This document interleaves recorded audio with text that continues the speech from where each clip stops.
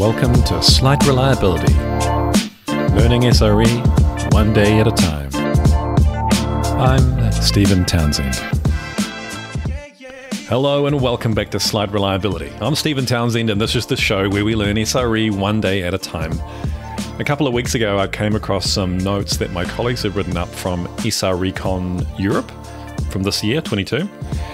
And there was a description or an observation of two different kinds of SRE.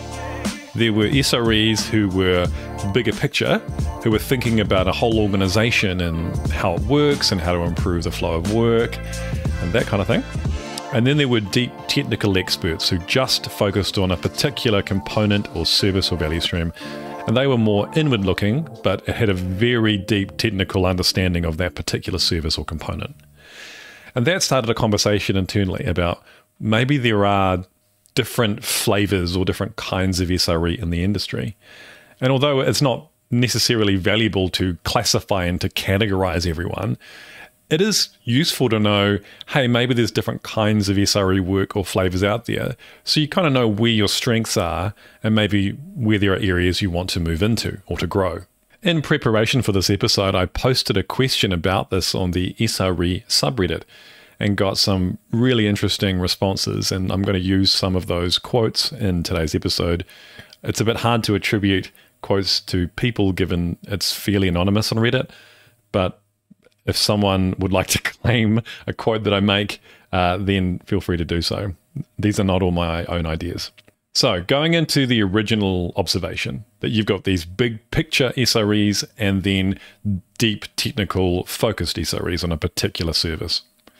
So I think with those, the second group, the group who are deep technical experts in a particular service or technology, I think that there is an element of when you look after one component, you can go very deep because it keeps your cognitive load manageable. There's not a sprawling, endless network of possibilities. I think that the technology that this kind of SRE focuses on would be around the deployment, operation, incident management, and observability of the value stream or service or component that they look after. On the other hand, you have SREs who have an organization-wide scope. Someone used the term rock stars that care. I like that. Still, these are SREs who are hands-on, but they have more of a focus on understanding the wider systems and structures of the organization. In terms of the hands-on technology, tooling, and coding, I think it would be more around the observability across different components, across an organization, particularly distributed tracing. Also, consistency of data and processes. I think it's pretty aligned with the idea of a staff engineer or a principal engineer in the general sense. Someone who is got their head up looking around the organization for opportunities and pain points and kind of doing those things that nobody else necessarily has the skills or experience or wants to do. So that was the starting point. But as you know, I recently read a book called Team Topologies, and I'm quite into this concept. I like it a lot. And in that, there are 4 different team topologies, and I can see SREs working in slightly different ways depending on the topology of the team. So by far the most common team topology is called stream-aligned. So most teams who deliver and operate services for customers are stream-aligned teams. So a stream-aligned team would tend to have delivery and operations all embedded. They would also have product involved as well. So you could ideally independently identify opportunities, develop them and release them to production, operate them, get feedback from customers and feed that back into prioritizing what the next steps are. I think SREs and stream-aligned teams would tend to be both wide and deep technically, and they need to be because a value stream is often made up of multiple components which are distributed.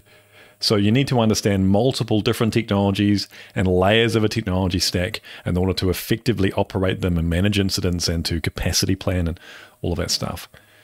So I think of the classic Google or Facebook unicorn type SRE who fits in a streamlined team. Sometimes there are components in a value stream which are so unbelievably complicated. It could be technically complicated, it could be complex business and business rules, that you need a dedicated team to look after it. And an SRE in that team would be quite different. I think an SRE in a complex subsystem team would be a deep technical expert in maybe one component or a very limited set of technology components. So they would not be big picture SREs, they would very much be deep technical with a very narrow focus. A third type of team topology is a platform team. And a platform team is just a team of engineers who builds for other engineers. So platform engineering is a very popular topic at the moment. I think it's pretty similar to Streamline in some ways, except that you're delivering for other engineers in your organization.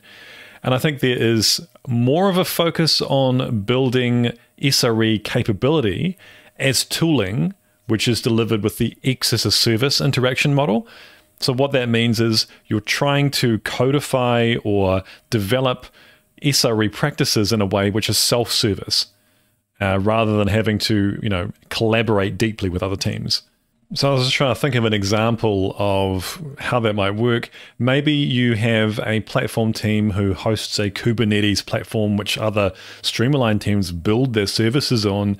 And as an SRE, you might build observability in so that different Streamline teams can check on the health or get notified of issues with their particular application. And that's self-service. Or maybe you'll create automation so that delivery teams can get onboarded and start deploying to your platform completely hands-off. Once again, it's self-service. The last team topology is called an enablement team, and this is the kind of team that I was working in up until a few weeks ago. So enablement teams, their job is to enable and improve practices in Streamline teams, mostly, but also platform teams. So there's an element of facilitating and collaborating hands-on with other teams to uplift capability. And that's quite a different kind of SRE, I think, than the other three team topologies. It's a lot more about soft skills and collaboration, and it's kind of tricky to negotiate, I think, when you've got other teams and you're trying to get them to trust you and convert them to new ideas. It's a pretty challenging context to work in, and it requires a different kind of personality and skill set, but you still need those technical capabilities as well. I don't think that you can have an SRE enabler who just talks about things without actually being able to back that up with action. So that's my thoughts on different kinds of SRE based on the different team topologies, and I think it's a pretty interesting book if you haven't read the Team Topologies book. I think it applies to anyone who works in technology at all. But there's two more kinds of SREs which came up in the conversation on Reddit. The first one, someone referred to kitchen sink SRE. So basically, giving someone the title of SRE and just getting them to do anything at all, which is a gray area, kind of fuzzy, no one else wants to touch it, it's too complicated, too messy, kitchen sink SRE will get in there and do it, right? They are the hole patches that fill the gaps in an organization that no one else is dealing with. I think, once again, this fits, it is closely aligned with the staff engineer, principal engineer. I worked with a principal engineer in the past, and he explained his job as dealing with dumpster fires. So basically, he would look around the organization for the biggest dumpster fire, and he'd go and deal with it. And then the next one, and then the next one, and so on. So that's kitchen sink SRE, and I guarantee a lot of senior SREs will find themselves in this position because they have the skills to negotiate that extremely difficult terrain. And lastly, someone mentioned the idea of an SLO advocate, but I would extend it to say an SRE advocate. So especially in the early days of an organization, you kind of need someone who can sell the ideas and benefits of SRE to different stakeholders. They need to be sort of persuasive and have a mix of soft and hard skills. I think it probably needs to be someone who has some kind of clout in the organization, maybe through reputation, maybe they hold a leadership position of some kind in order to get that traction. So those are the different kinds of SRE that I've identified so far. And although it's just, categorizing things, the discussion's been interesting, and I've learned something about the different kinds of work that SREs do and the different kinds of work that needs to be done by SREs. So there's two more things I wanted to talk about that came up through discussion.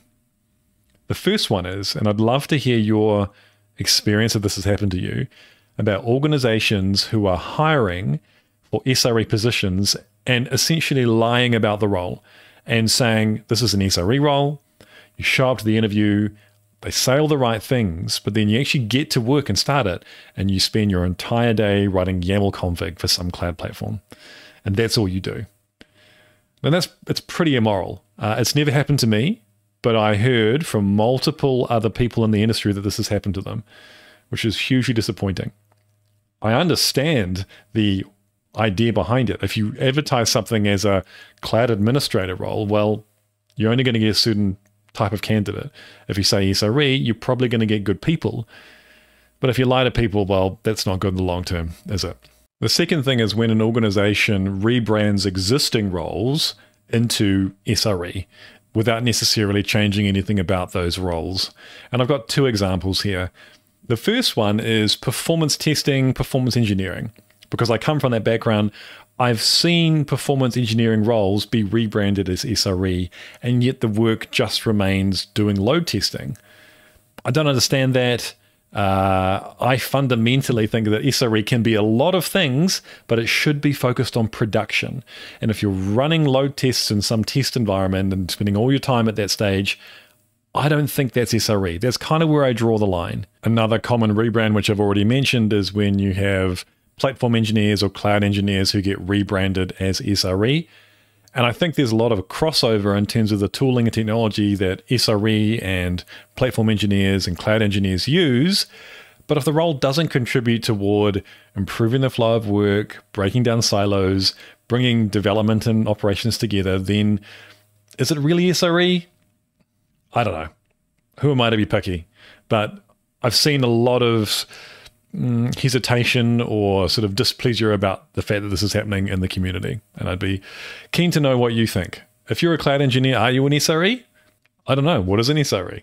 So that's my thoughts on the different kinds of SRE. We'll see how that evolves in the months and years to come. I also wanted to mention that I'm going to AWS reInvent in Las Vegas from the end of November into early December. So if you're going to reInvent, I'd love to catch up with you. I've been interacting with many SREs and performance engineers over the years online. Never really had a chance to meet many of you, so it'd be great to meet some of you in person. I'll be at the Squared Up booth a lot of the time, or I might be floating around with a microphone trying to get some hot takes on SRE. The other thing is, if you weren't aware, that this podcast is released both as a YouTube video, so you can watch the video of me talking as the podcast goes on. It's also available as a traditional podcast, so you can subscribe to it using Apple Podcast or Spotify or Google Podcasts. Just so you're aware, there are two different channels that you can listen or watch this from. Also, just to let you know, next week's episode will probably be one day late because I'd like to attend the first day of reInvent and then record an episode about it in Las Vegas.